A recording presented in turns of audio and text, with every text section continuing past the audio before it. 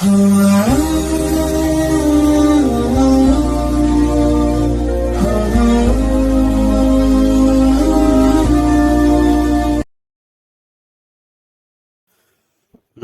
व नसल्ली अला रसूलिहिल करीम, अम्मा बाद।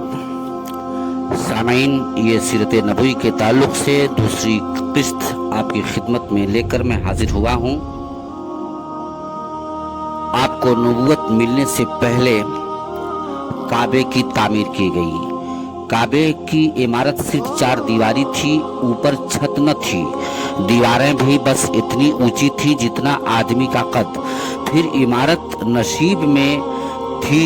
बारिश के ज़माने में शहर का पानी बह बह कर उधर आता था, जिसे रोकने के लिए बंद बना दिया गया था, लेकिन वो टूट टूट जाता था और उस जगह पानी भर जाता था।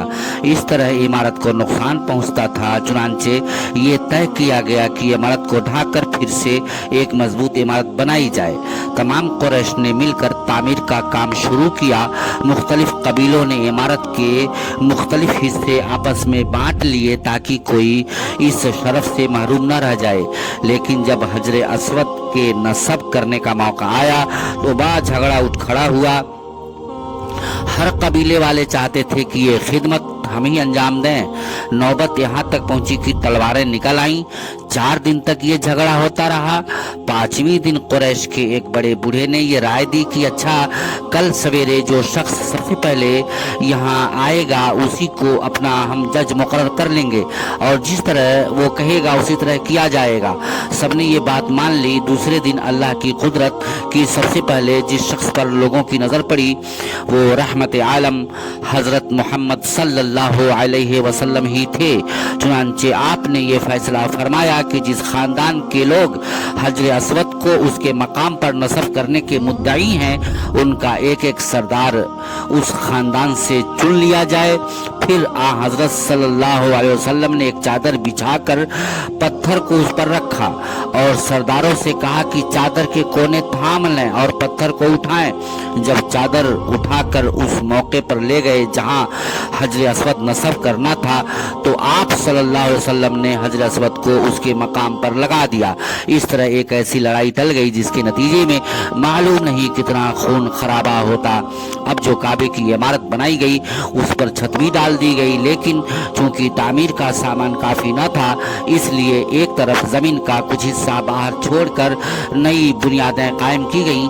यही हिस्सा है जिसको आज हतीम कहते हैं। आप सल्लल्लाहु अलैहि वसल्लम के निकाह का मामला आया।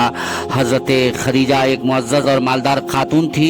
ये आपके दूर के रिश्ते की चचेरी बहन भी होती थी। पहली शादी के बाद बेवा हो गई तो दूसरा निकाह किया, लेकिन कुछ अरसे के बाद दूसरे शौहर का भी इंतकाल हो गया और अब फिर ये बेवा थी। ये नहायत शरीफ और पाकीज़ा अखलाक की बीवी थी। लोग उनकी शराफत की वजह से उनको तैयब व ताहिरा के नाम से पुकारते थे।